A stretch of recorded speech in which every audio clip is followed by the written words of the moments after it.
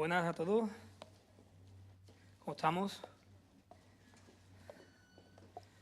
Hay que ver que he pasado cantando y tocando, ¿eh? Bueno, es un domingo más. Tenemos la oportunidad, ¿no?, de que el Señor nos hable en nuestros corazones. De que el Señor nos hable y nos diga qué tiene para nosotros. Como decía José al principio, el Señor del universo, el Dios creador de todas las cosas, el que creó todo por su palabra, ahora habla a nuestros corazones. En muchas ocasiones habla a nuestros corazones, pero en este caso, en la historia que vamos a contar hoy, su propia vida es la que habla. No solamente la pregunta que tenemos hoy, pregunta que se titula ¿dónde están los que te acusaban? Y ya sabemos más o menos por dónde va a ir la historia, sino que la misma persona de Jesús muestra algo más, ¿no? Contesta esa pregunta, ¿no? Y ahora lo veremos. Vamos a leer el texto que nos toca hoy, que se encuentra en Juan 8, del versículo 1 al 11. Cuando tengáis más o menos, empezamos a leer. Y este texto todo el mundo lo conocéis, ¿no? Dice que Jesús se fue al monte de los olivos. Probablemente ya sabemos a qué fue al monte de los olivos, ¿eh? Porque Jesús cada vez que se apartaba iba a orar, iba a hablar con su Padre Celestial. Y por la mañana volvió al templo y todo el pueblo vino a él. Ya veremos por qué. Y sentado él les enseñaba. Entonces los escribas y los fariseos le trajeron una mujer sorprendida en adulterio y poniéndola en medio le dijeron: Maestro, esta mujer ha sido sorprendida en el acto mismo de adulterio. Y en la ley nos mandó Moisés apedrear a tales mujeres. Tú pues, ¿qué dices? Mas esto lo decían tentándole. O sea, no lo decían por si se cumplía o no se cumplía la ley, sino que ya llevaban rato intentando arrestar a Jesús y buscar algo que pudieran, con lo que pudieran arrestar. Pero Jesús, inclinado hacia el suelo, escribía en tierra con el dedo. Y como insistían en preguntarle, se enderezó y les dijo: el que de vosotros esté sin pecado, sea el primero en arrojar la piedra contra ella. E inclinándose de nuevo hacia el suelo, siguió escribiendo en tierra. Mas ellos, al oír esto, acusados por su conciencia, salían uno a uno, comenzando desde los más viejos hasta los postreros, y quedó solo Jesús y la mujer que estaba en medio. Enderezándose Jesús, y no viendo a nadie, sino a la mujer, le dijo: mujer, y esta es la pregunta, aunque hay dos, ¿dónde están los que te acusaban? Y después dice: ¿ninguno te condenó? Ella dijo: ninguno, Señor. Entonces Jesús le dijo: ni yo te condeno, vete y no peques más. Y este es nuestro texto y esta es nuestra doble pregunta. Y antes de comenzar, si yo os preguntara ahora mismo esta pregunta: ¿quién es el acusador?, ¿qué me responderíais? ¿Podéis decirlo? Si yo os preguntara ahora mismo quién es el acusador, ¿qué me respondéis? ¿Sabéis quién es el acusador? ¿Puedes decirlo? Satanás es el acusador. Apocalipsis 12:10.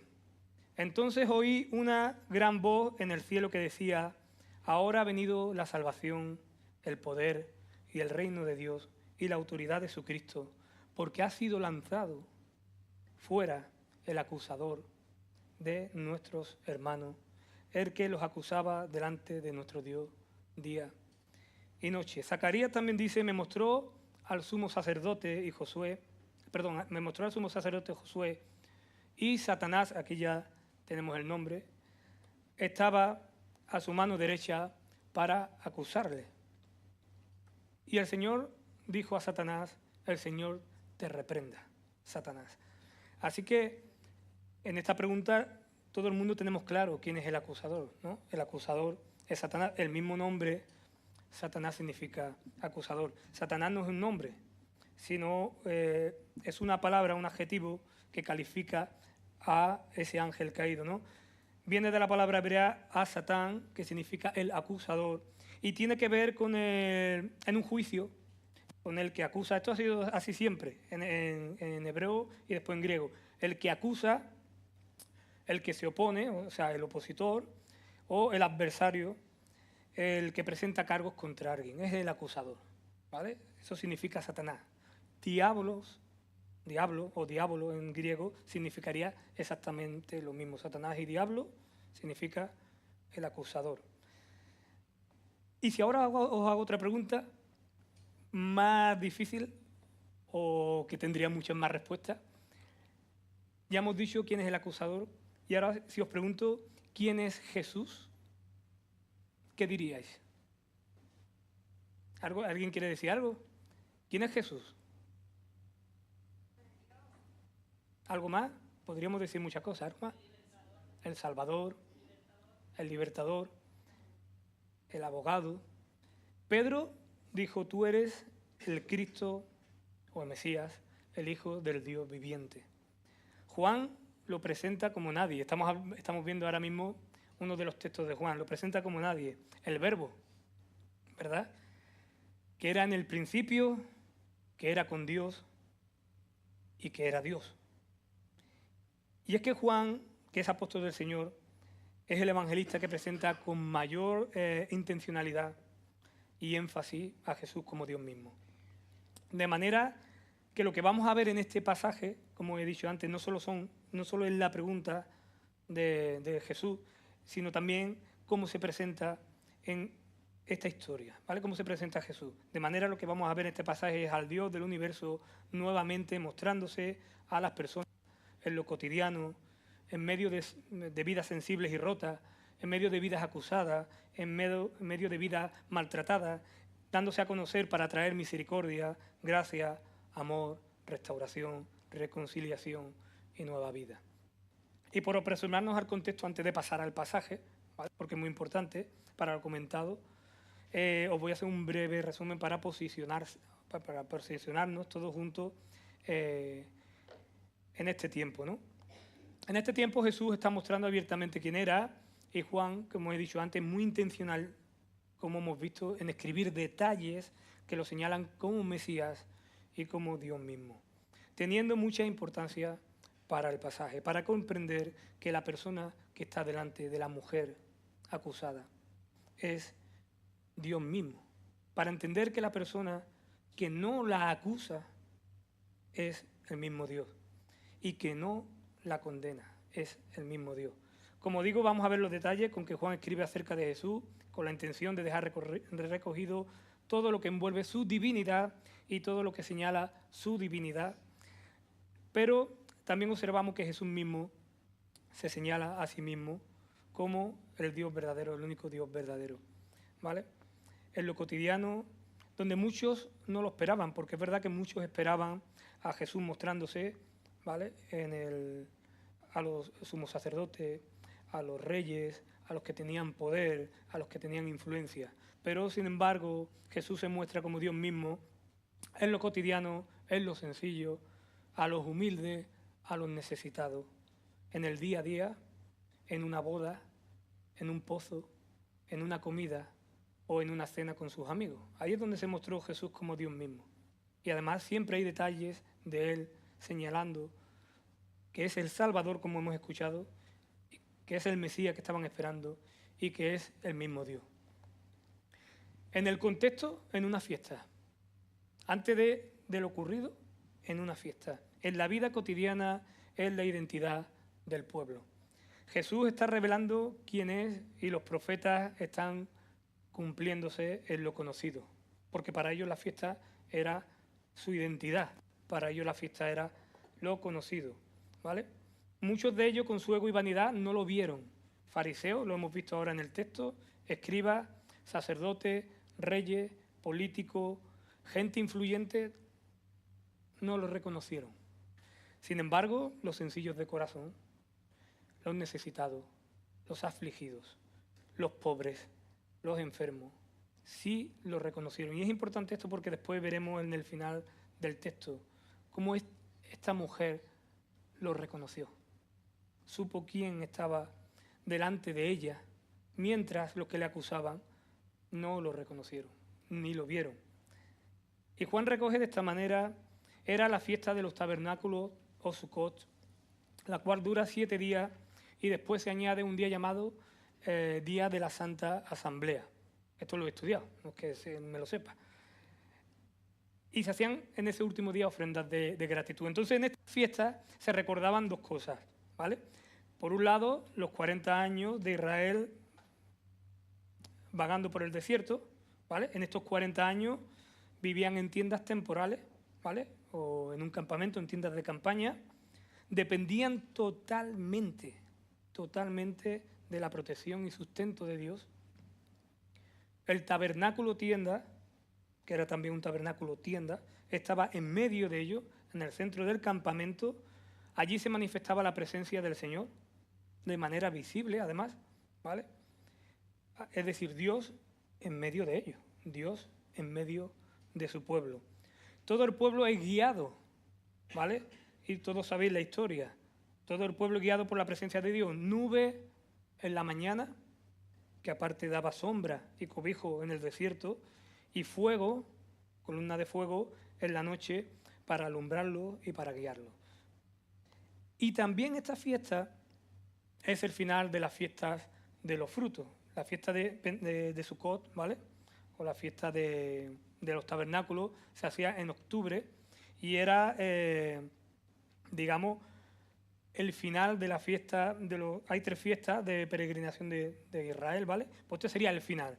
La primera sería la Pascua en febrero, la segunda sería Pentecostés 50 días después, y esta es octubre, ¿vale? Y ahí es donde se encuentra esta historia, ¿vale? En la fiesta, marcando el final y cierre de la recolección de los frutos, siendo una celebración que implica gratitud por la protección y por el sustento. Se hacía una ofrenda de gratitud marcada en números, ¿vale? Una ofrenda animal. Se hacía una ofrenda de agua del estanque, de un estanque a otro, era del estanque de Siloé, ¿vale? Esta ofrenda de agua no está en la ley de Moisés, es decir, que esto es algo ya pagano, y traían agua del estanque de Siloé y la vertían en el tabernáculo. Un sacerdote hacía su parafernalia con una jarra de oro y pasaba por la puerta del agua y daba en libación el agua por gratitud para la siguiente lluvia. Por tanto, era una fiesta que no dijo el Señor que hicieran y ellos hicieron.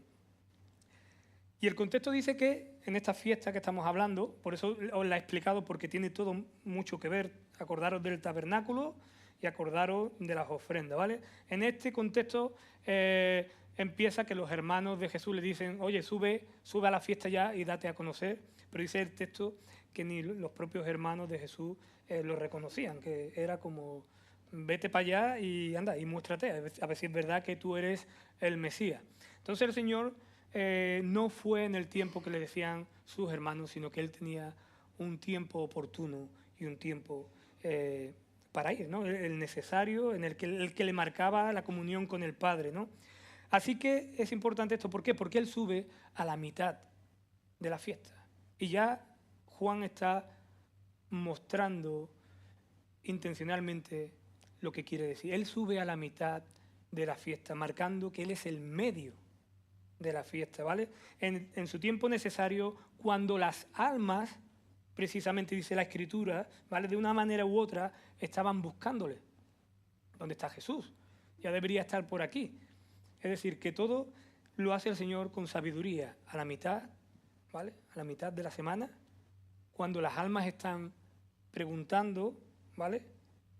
Ahí en la mitad de la fiesta se presenta el Señor señalando quién está en medio del pueblo, quién está en medio de la fiesta. Pues allí estaba el Dios del tabernáculo. Allí estaba la presencia del Señor en medio de ellos. Allí estaba Dios mismo en medio de ellos. Allí estaba en esta fiesta la columna de nube de día y el fuego de noche. Estaba Jesús en medio, en la mitad de la semana, el que los protege del sol, el fuego que le hace y los guía en la oscuridad. Allí estaba el sustento de Israel. Y allí estaba el que sacia la sed del alma. ¿Os acordáis de lo que he dicho antes, de la ofrenda esa? que ellos tenían ya por costumbre. Allí estaba el que sacia la sed del alma. Toda la Escritura habla de él, todo lo escrito desde el principio lo señala, y allí mismo estaba, en medio de la fiesta, en medio de todo, Jesucristo, el Hijo del Dios verdadero y Dios mismo. Allí estaba Emmanuel, que significa Dios con nosotros, en medio. Allí estaba Emmanuel. Allí estaba cuyo nombre es admirable, consejero, Dios fuerte, Padre eterno y príncipe de paz. Allí estaba aquel que presenta a Juan como y el Verbo se hizo carne y habitó entre nosotros. Allí estaba, en la fiesta, en la mitad. Allí estaba aquel que después dijo en Mateo, yo estoy con vosotros todos los días hasta el fin del mundo. Y muchos no lo reconocieron. Muchos no. Es más, llevaban a una mujer para acusarle y estaban tomando la ley a su antojo. Muchos no reconocieron quién estaba delante de ellos. Pero allí estaba el Dios del tabernáculo. En medio de ellos, en plena fiesta de los tabernáculos. Allí estaba el que sacia la sed, el que sacia el hambre, el que restaura corazones. Allí estaba delante de ellos. Y el pueblo se maravillaba, dice otro detalle, y el pueblo se maravillaba, porque él en medio y a la mitad de la fiesta empezó a compartir y a hablar, y el pueblo se maravillaba, de tal forma que hasta los alguaciles que se mandaron para arrestarle volvieron maravillados de las palabras del Señor, porque la presencia de Dios estaba ese día como la presencia del Dios de los tabernáculos en medio de ellos. La sabiduría de Dios y Dios mismo en medio de ellos. Y entonces Juan cierra de forma, antes de continuar, de forma perfecta el contexto de la persona que está delante de la mujer. Lo cierra de forma perfecta. ¿Qué intencionalidad del apóstol ante Jesús, no? ¿Qué intencionalidad? Pues Jesús se pone en pie en el último día de la fiesta, y esto era así, ¿vale? En el último día de la fiesta, antes de pasar al octavo día de gratitud, sabiendo lo que iban a hacer, una ofrenda de gratitud y una ofrenda de agua. Y Jesús se pone en pie, ¿vale? En el culmen de esa fiesta y grita, si alguno tiene sed, venga a mí y beba, pues el que cree en mí, como dice la Escritura, de su interior correrán ríos de agua viva.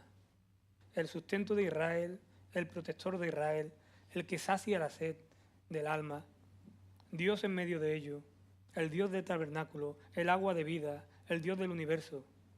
Ese es Jesús, ese es el Dios que presenta Juan, es el Dios que no acusa. Y con esto tendríamos que reflexionar todos, ¿vale? Porque el ser humano tendemos a acusar. Es el Dios que no acusa.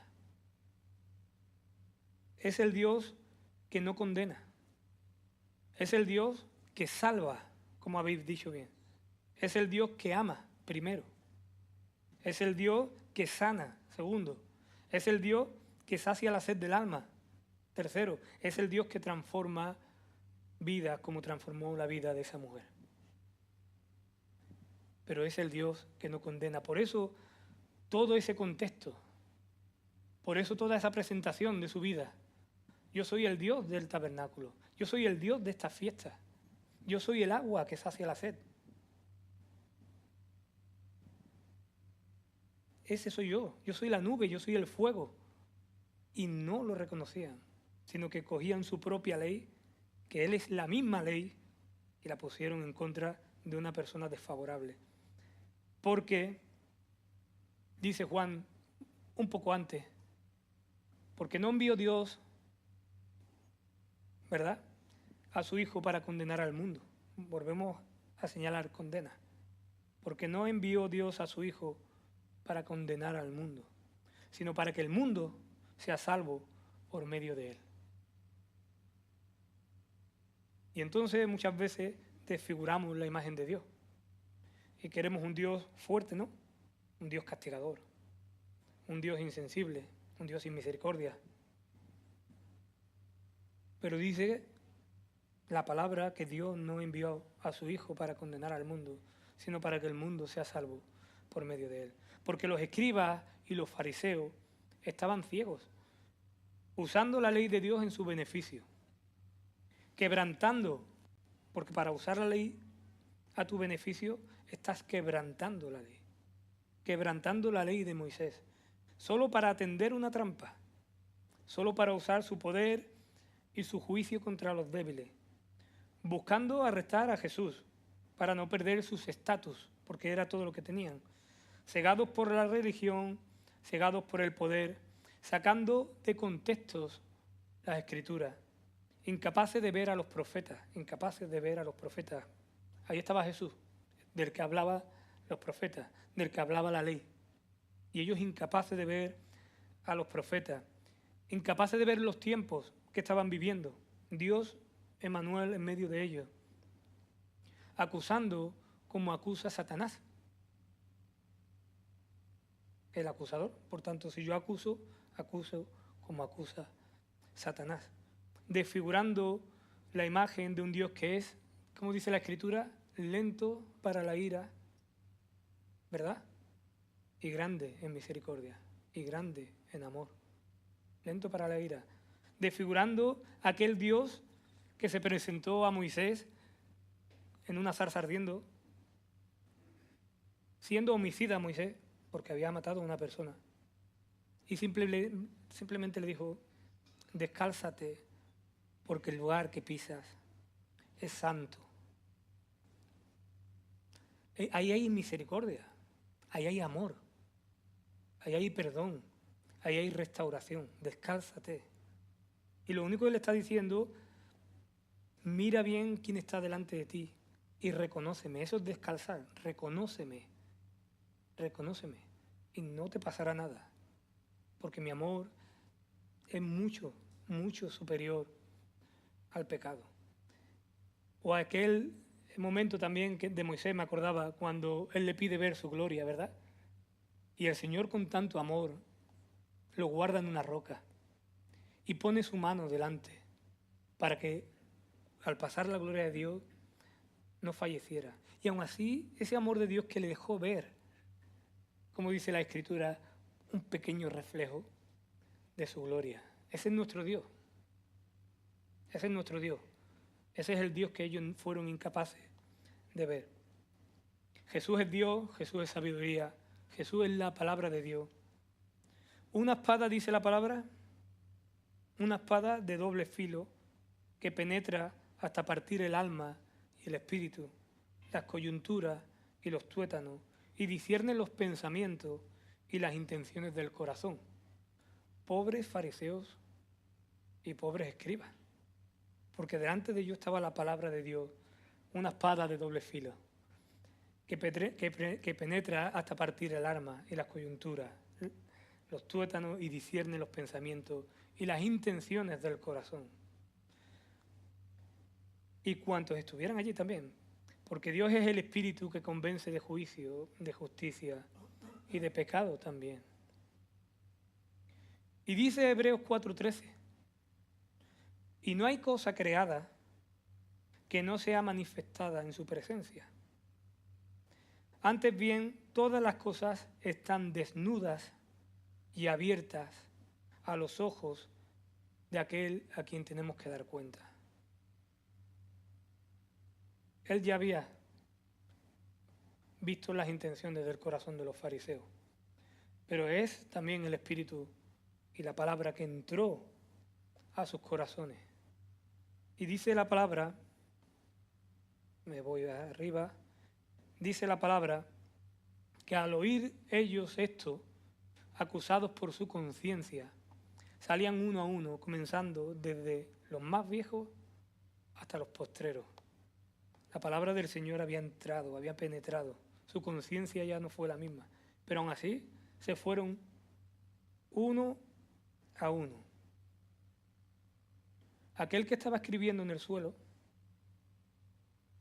¿Tenéis la imagen?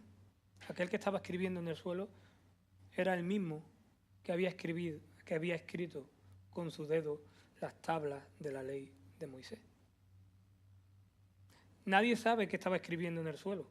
Hay gente que dice que estaba escribiendo la ley. Pero da igual,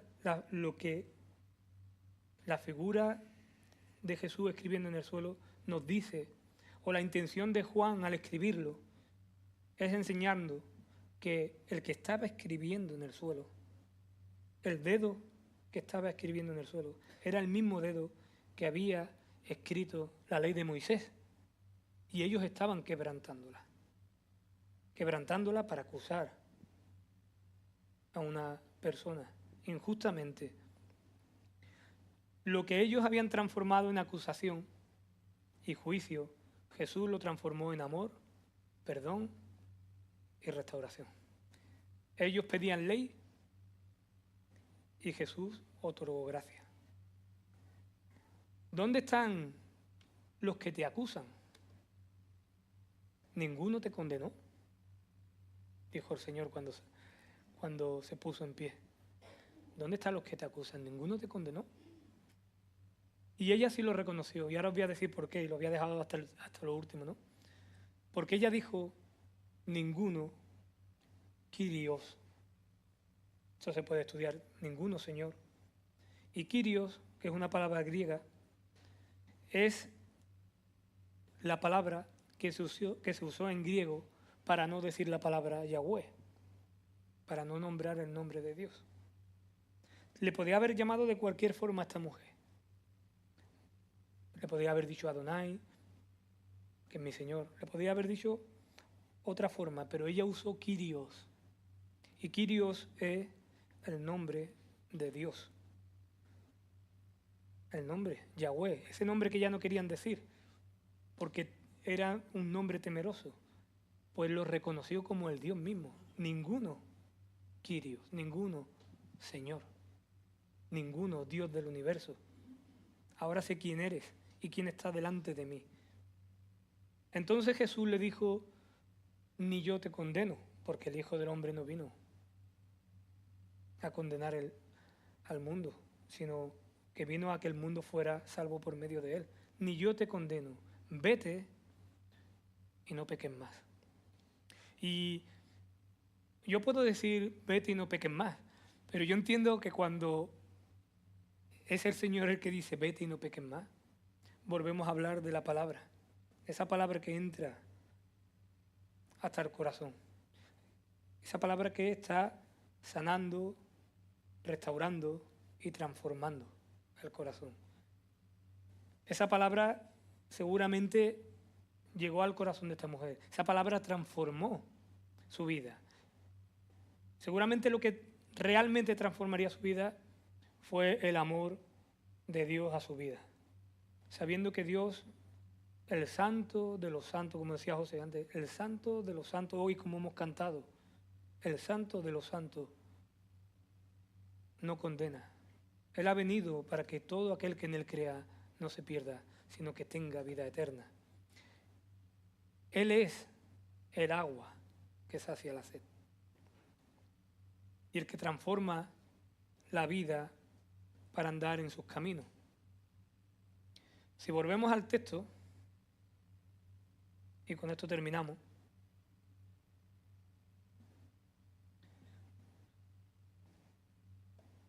versículo 10 del capítulo 8, enderezándose Jesús y no viendo a nadie, sino a la mujer, le dijo, mujer, ¿dónde están los que te acusaban? Ninguno te condenó. Y ella dijo, ninguno, Señor, o ninguno, Kyrios, como hemos visto. Entonces le dijo Jesús, ni yo te condeno, vete y no peques más. Pero es que el siguiente versículo, que no está dentro de mi texto, el Señor les habló otra vez diciendo, yo soy la luz del mundo. El que me sigue no andará en tinieblas. La amó, le sanó y le restauró. El que me sigue no andará en tinieblas. No será más esclavo del pecado. y yo le perdonaré, y yo le sanaré. Yo soy la luz del mundo, el que me sigue no andará en tinieblas, sino que tendrá la luz de la vida.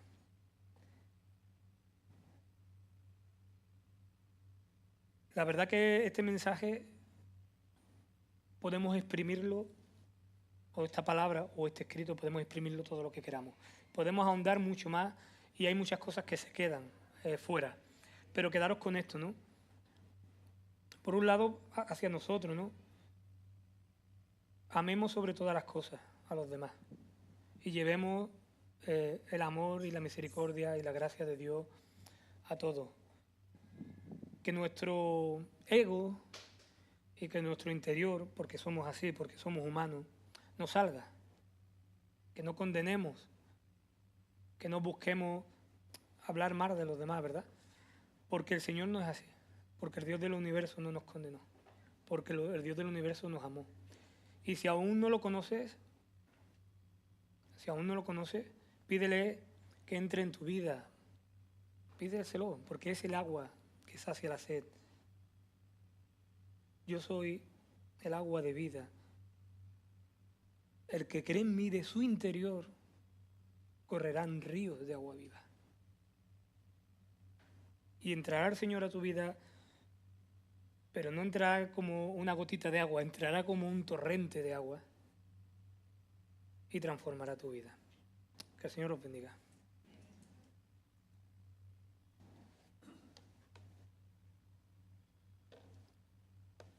Hacemos una oración y pasamos al tiempo de alabanza. Señor, te damos gracias por tu amor, por tu misericordia. Te damos gracias, Señor, porque tú nos amas, porque tú no nos condenas, Señor. Te damos gracias porque, aun siendo el santo de los santos, te haces sencillo, Señor. Te haces humilde, te haces presente. Aun siendo el santo de los santos, te presentas ante nosotros y nos amas y nos cuidas, Señor.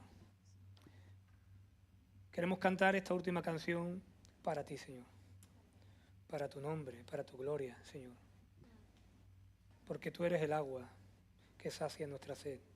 Porque tú eres la luz que alumbra nuestra oscuridad, Señor.